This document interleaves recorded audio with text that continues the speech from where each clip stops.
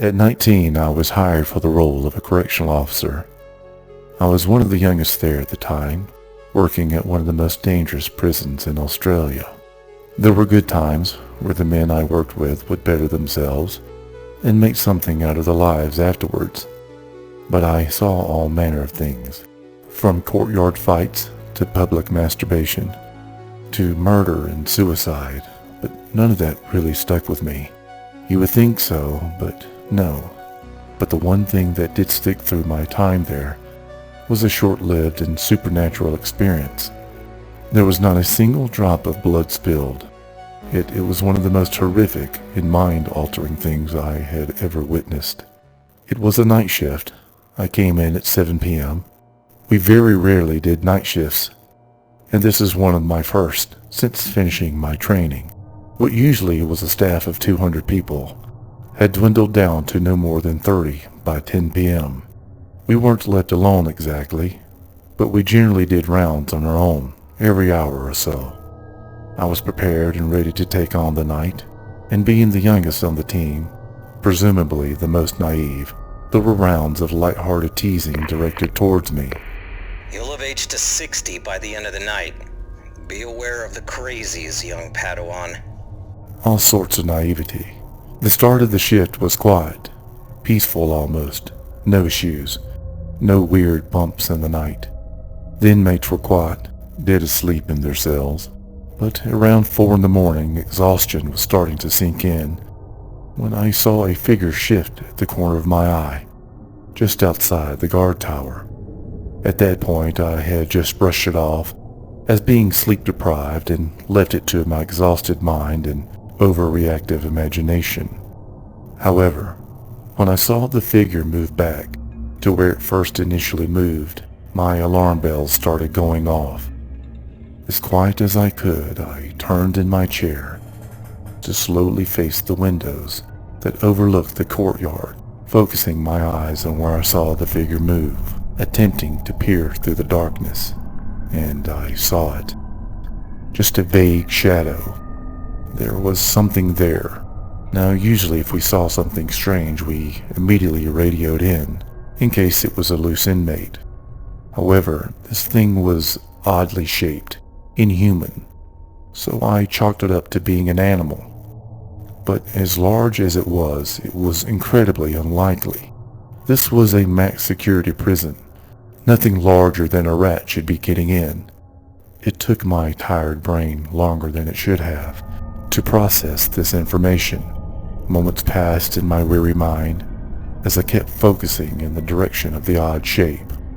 Time seemed to stand still, but in a single moment, a whisper, the thought came something may be very, very wrong. My fatigued mind and body were instantly awake, as if I got a shot of adrenaline. Leaning over the control panel, I flipped on the main switches, turning on the outside lights, and nothing. Nothing at all. Just the pounding in my head from my heart as a rush of blood ran through me. I could hear my labored breathing filling the quiet tower. The radio crackled, and I nearly jumped out of my own skin. My supervisor had seen the lights flipped on from her unit, as she was currently doing her rounds. My voice cracking a little, I told her I thought I had seen something moving outside, but it was most likely just my eyes playing tricks on me. She laughed and said something that caused my skin to break out in a cold sweat. We said to be careful of the night crazies. This is a lonely time, and the crazies are lively tonight. Really? It's a sentence that doesn't entirely make sense, unless crazies was a descriptive word of someone or the name of something. I brushed it off as her and the team were just trying to spook the new kid, but still something lingered that told me something wasn't right. I had a half an hour of unnerving peace, and then it happened.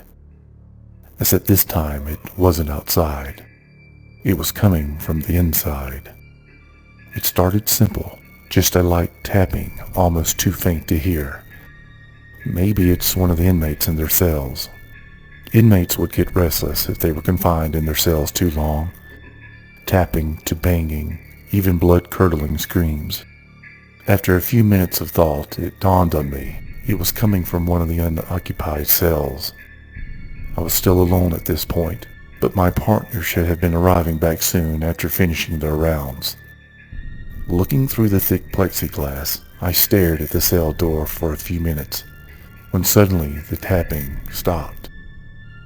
My previously furrowed brow softened, in a picture of surprise, but mostly relief. No sooner as the relief was settling in, the scraping started.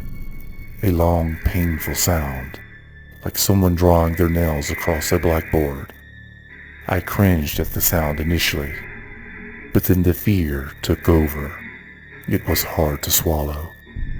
It wasn't loud, but it was there. It was happening when it shouldn't have been. I racked my brain on what to do. I radioed in and explained there was a strange noise coming from an unoccupied cell, and I was going to investigate.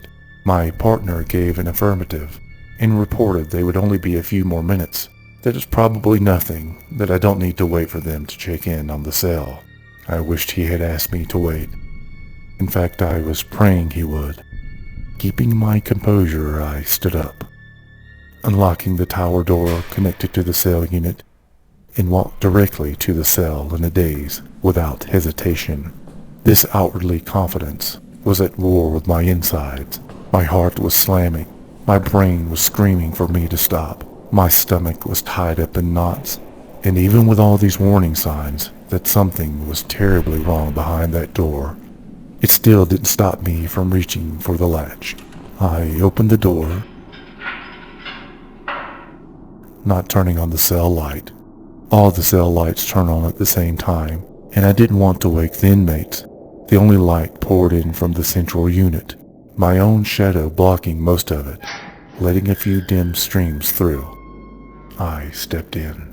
As I stepped inside off to the corner to allow more light in, and I saw it.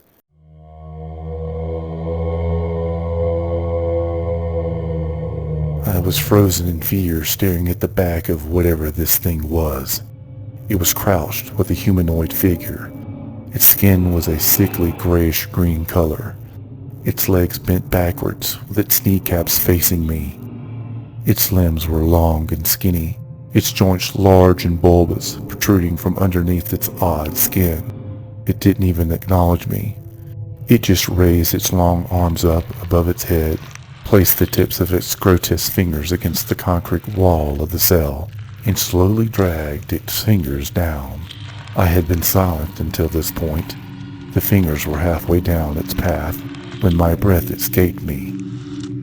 It paused. Then it started to stand, rising, as its knees cracked as it did. I couldn't move. Terror gripped me. Its head sat on a dangerously long neck that was almost the length of its demented body. It had to stoop so that its head wouldn't hit the ceiling. And then it started to turn. But before I saw its face, the room went black. My partner, who ran to the open cell door, found me out cold. I was sent home early that night. I expected to hear something about it when I went back into work, but strangely there was nothing, not even a light-hearted teasing. It was like nothing had ever happened. Maybe they didn't want to say anything, thinking I'd be embarrassed. I was, honestly. I mean, what could have I possibly told them? A few months passed. I had finally settled back into a normal routine. I did some research on the prison. Many old prisons have wretched past filled with torture, but this particular prison was notorious for it back in the day. Abuse, hangings, psychological torture, you name it. I wish I had not did any research, because up until this point I had convinced myself that I was simply sleep deprived that night. What it brought up was nothing too haunting, just the typical graphic and gruesome history of the Goa'uld. However, I unearthed a diary entry that was written by a man long ago from those dark times, and on his last entry was the nail in the coffin. It has stayed burned into my soul. The walls we tap to make a song, the walls we scratch when nights are long. Day becomes night with no end. My hunger remains my only friend. Twisting my legs, they force them behind me. God or demon, whomever will see, let death come soon, I beg to be free. Instead their noose tightens and pulls as they have their way. I tap the wall singing until the next day.